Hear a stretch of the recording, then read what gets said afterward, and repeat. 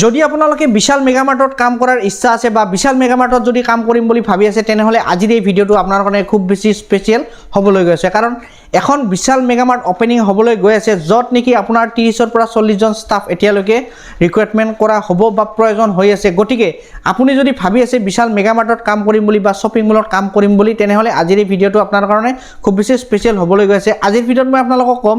কি ডকুমেণ্ট লাগিব কি নথিপত্ৰ লাগিব এলিজিবিলিটি কি লাগিব আৰু ইণ্টাৰভিউ ক'ত হ'ব আৰু আপোনালোকৰ ষ্টৰ অপেনিং ক'ত হ'ব কেতিয়া হ'ব সকলো ধৰণৰ কথা আজিৰ ভিডিঅ'ত গম পাব আপোনালোকে বিশাল মেগামাৰ্টতে হওক বা শ্বপিং মলতে হওক যদি কাম কৰে তেনেহ'লে আপোনাৰ লাভ কি হ'ব MBA নপঢ়াকৈ আপুনি শ্বপিং মলৰ বা বিজনেছৰ আপোনালোকে সেইটো অভিজ্ঞতা লাভ কৰিব পাৰিব সেইটো অভিজ্ঞতা 1 বা 2 বছৰৰ ভিতৰত আপোনালোকে অভিজ্ঞতাখিনি লৈ পেলাই আপুনি নিজে এটা বিজনেছ সেটআপ কৰিব পাৰিব আৰু সেই সেটআপটো আপোনাৰ প্ৰফেশনেল হিচাপে হৈ যাব আৰু শ্বপিং মলত আপোনালোকৰ কাষ্টমাৰ সাৰ্ভিস কেনেকৈ দিব লাগে সেলস কেনেকৈ বঢ়াব লাগে কাষ্টমাৰ যদি আপোনালোকে সেলস দিব পৰা নাই কেনেকৈ সেলসটো বঢ়াব লাগে সেইবিলাক সব ট্ৰেইনিং দিয়া হয় শ্বপিং মলত তো এনেকুৱা ধৰণৰ ভিডিঅ' পাই থাকিবলৈ হ'লে চেনেলটো সাবস্ক্ৰাইব কৰিবলৈ নাপাহৰিব এতিয়া মই আপোনালোকক কৈ আছো কি আপোনালোকৰ ডকুমেণ্ট লাগিব আৰু ক'ত অপেনিং হ'ব ক'ত ইণ্টাৰভিউ হ'ব ঠিক আছে আৰু আপোনালোকক এটা কৈ থম যে আপোনালোকে ষ্টাফত জয়েন কৰাৰ পিছত এনেকুৱা নহয় যে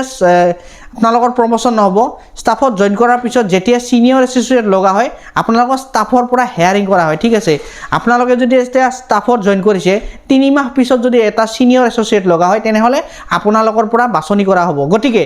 আপোনালোকে কেনেকৈ ইণ্টাৰভিউ দিব কেনেকৈ কাম কৰিব কেনেকৈ তাত আপোনালোকৰ যিটো টেলেণ্ট আছে আপোনাৰ যিটো টেলেণ্ট আছে সেই টেলেণ্টটো আপোনালোকে কেনেকৈ দেখুৱাব সকলো ধৰণৰ কথা মই ভিডিঅ'ত লৈ আহিম গতিকে আজিৰ ভিডিঅ'টো এইখিনিয়ে হ'ব যে আপোনালোকৰ কি ডকুমেণ্ট লাগিব কি নালাগিব সকলো ধৰণৰ কথা আজি মই ইয়াত ক'ম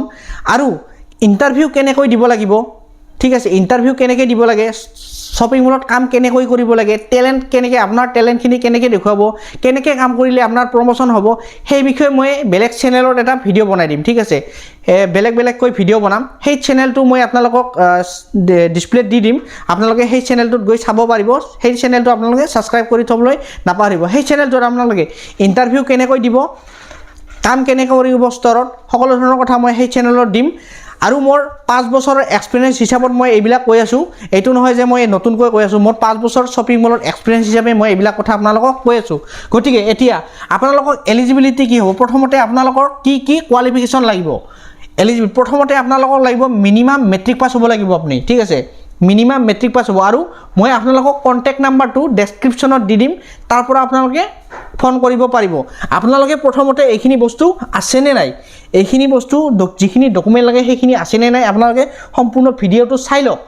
তাৰ পিছত আপোনালোকে ফোন কৰিব পাৰিব যে মই যাব পাৰিম নে নাই মই কাম কৰিব পাৰিম নে নাই আপোনালোকৰ ইণ্টাৰভিউ হ'ব ইণ্টাৰভিউ কেনেকৈ দিব লাগে মই সেই চেনেলটোত আপোনালোকৰ যিটো ডিসপ্লেত এটা চেনেল দিছো সেই চেনেলটোত আপোনালোকে ইণ্টাৰভিউ কেনেকৈ দিব লাগে সেইটো দেখুৱাই দিম কাম কেনেকৈ কৰিব লাগে সেইটো মই দেখুৱাই দিম গতিকে এইটো ভিডিঅ' সম্পূৰ্ণ শেষলৈকে চাওক প্ৰথমতে আপোনালোকক লাগিব মিনিমাম মেট্ৰিক পাছ ঠিক আছে তাৰ পিছত লাগিব আপোনালোকৰ Aadhaar card PAN card voter ID তাৰ পিছত লাগিব আপোনালোকৰ পেৰেণ্টছৰ আপোনালোকৰ Aadhaar card PAN card voter ID লাগিব আৰু আপোনালোকৰ গাৰ্ডিয়ানৰ Aadhaar card PAN card voter ID লাগিব এইটো হ'ল 2 নম্বৰ 3 নম্বৰত লাগিব এডুকেশ্যন সাৰ্টিফিকেট যদি আপোনালোকে মেট্ৰিক পাছ কৰিছে তেনেহ'লে মেট্ৰিক পাছৰ সাৰ্টিফিকেটখিনি লাগিব 4 নম্বৰত লাগিব 3 নম্বৰ গ'ল 4 নম্বৰত লাগিব আপোনালোকৰ ৰিজিউম বায়োডাটা ঠিক আছে ৰিজিউম বা বায়োডাটাখন আপোনালোকৰ লাগিব যদি আপোনালোকে বায়োডাটাখন বনাব পৰা নাই মই আপোনালোকক ভিডিঅ'ৰ মাধ্যমেৰে বনাই দিম ডেমো এটা দি দিম কেনেকৈ বায়োডাটা বনাব লাগে ঠিক আছে আপোনালোকে কমেন্ট কৰিব লাগিব কিন্তু কমেন্ট নকৰিলে মই নিদিওঁ কমেন্ট কৰিব বায়োডাটা কেনেকৈ বনাব লাগে সেইটো দি দিম সেইমতে যদি আপোনালোকে বনায় আপোনাৰ বায়োডাটা একচেপ্ট হৈ যাব 5 নম্বৰত লাগিব আপোনালোকৰ ফটো প্লাছ আপোনালোকৰ পেৰেণ্টছৰ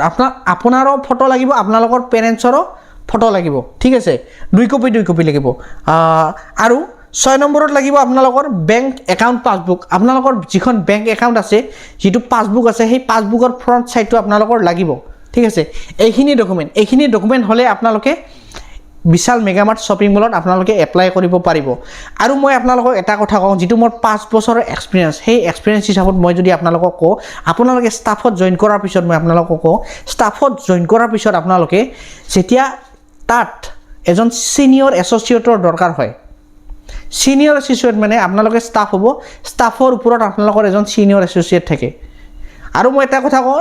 যিটো আপোনালোকে ষ্টাফত জইন কৰিব তাত দৰমহা হ'ব 9,000ৰ পৰা আৰম্ভ, ঠিক আছে। 9,000ৰ পৰা এতিয়া আৰম্ভ হ'ব। আৰু এইটোৱেই নহয় যে 9,000ই থাকিব, প্ৰত্যেক বছৰে চেলেৰিটো ইনক্ৰিমেণ্ট হয়, বাঢ়ি থাকে। আৰু মই আপোনালোকক ক'লোঁ যে যদি ছিনিয়ৰ এছ'চিয়েট লগা হয় এজন, আপোনালোকৰ ষ্টাফৰ পৰা তাত বাছনি কৰা হয়, ঠিক আছে। তো এই বাছনি কৰাত আপোনালোকে কেনেকৈ চিলেক্ট হ'ব, আপোনালোকৰ টেলেণ্টটো কেনেকৈ দেখুৱাব, আপোনালোকে যে কাম কৰি আছে ইম্প্ৰুভমেণ্ট কেনেকৈ কৰিব, যে মই যে কাম কৰি আছোঁ আপোনাৰ মেনেজাৰে আপোনাৰ ফ'কাছটো কেনেকৈ কৰিব, সেইটো মই আপোনালোকক সেইবিলাক টিপছ দিম সেই চেনেলটোত, ঠিক আছে। সেই চেনেলটো আপোনালোকে ছাবস্ক্ৰাইব কৰিবলৈ নাপাহৰিব। মোৰ এক্সপিৰিয়েঞ্চটো মই আপোনালোকক ক'ম, এইটো নহয় যে মই আজি নতুনকৈ কৈ আছোঁ কিবা কিবি বকি আছোঁ, সেইটো নহয়। মোৰ পাৰ্চনেলি যিটো এক্সপিৰিয়েঞ্চ, সেই এক্সপিৰিয়েঞ্চত মই আপোনালোকক ক'ম আপোনালোকে মেনেজাৰৰ চকুত কেনেকৈ ফ'কাছ হ'ব, যেতিয়া ছিনিয়ৰ এছ'চিয়েট লগা হ'ব তেতিয়া আপোনাক কেনেকৈ বাছনি কৰিব, বা আপোনাক কাম কেনেকৈ কৰিব, কিমান টাইম দিব লাগিব, আপোনালোকে মেনেজাৰৰ লগত কেনেকৈ থাকিব বা কেনেকৈ বিহেভ কৰিব, কাষ্টমাৰ ছাৰ্ভিচ কেনেকৈ দিব লাগিব, চেলছত কাম কৰিবনে আপোনালোকে কেচিয়াৰত কাম কৰিব, ঠিক আছে। চেলছত কাম কৰিলে ভাল নে আপোনালোকে কেচিয়াৰত কাম কৰিলে ভাল। চেলছত হ'লেও ডিপাৰ্টমেণ্ট থাকে, FMCG department, apps department, GM department. Apps মানে হ'ল আপোনালোকৰ এপাৰেল, যিবিলাক কাপোৰ কানি আছে সেইবিলাক হ'ল এপাৰেলছ। FMCG যিবিলাক আমাৰ খাদ্য আছে, ফুড নন ফুড, সেইবিলাক হয় FMCG আপোনালোকৰ। আৰু কি হয় GM মানে হ'ল জেনেৰেল মাৰ্চেণ্টাইজ। জেনেৰেল মাৰ্চেণ্টাইজটো কি পৰে আপোনালোকৰ, যিবিলাক আপোনালোকৰ হাউচ হোল্ড আছে, হাউচ হোল্ড যিবিলাক কাঁহী বাতি, বহুত ধৰণৰ আছে। মই সেইবিলাক আপোনালোকক বেলেগ এটা সেইটো চেনেলত মই সকলো ধৰণৰ শ্বপিং মলৰ বিষয়ে ডিটেইলছত বুজাই দিম। ফোন নাম্বাৰটো মই ডেছক্ৰিপশ্যনত দি দিম, তাতে আপোনালোকে ফোন কৰি ল'ব। বেলেগ চেনেলটোত মই আপোনালোকক গোটেইখিনি ডিটেইলছত কি কৰিব লাগে, কি কৰিব নালাগে, সকলো ধৰণৰ কথা মই দি দিম। আপোনালোকে সেইবোৰ ফ'ল' কৰিব, আপোনালোকৰ চিলেক্ট হৈ যাব। আৰু চিলেক্ট হোৱাৰ পিছত আপোনালোকে কেনেকৈ কাম কৰিব লাগে, কেনে ফ'কাছত আহিব, সকলো ধৰণৰ কথা মই ডিটেইলছত ক'ম। তাতে আপোনালোকে যদি মোৰ ভিডিঅ' চাই পেলাই আপোনালোকে কামবোৰ কৰে তেনেহ'লে আপোনালোকৰ নিশ্চয় প্ৰমোশ্যন পাব, আৰু আপোনালোকে এদিন মেনেজাৰ লেভেল পষ্টলৈ আপোনালোকে যাব পাৰিব, ঠিক আছে। আজিৰ ভিডিঅ'টো এইখিনি আছিল।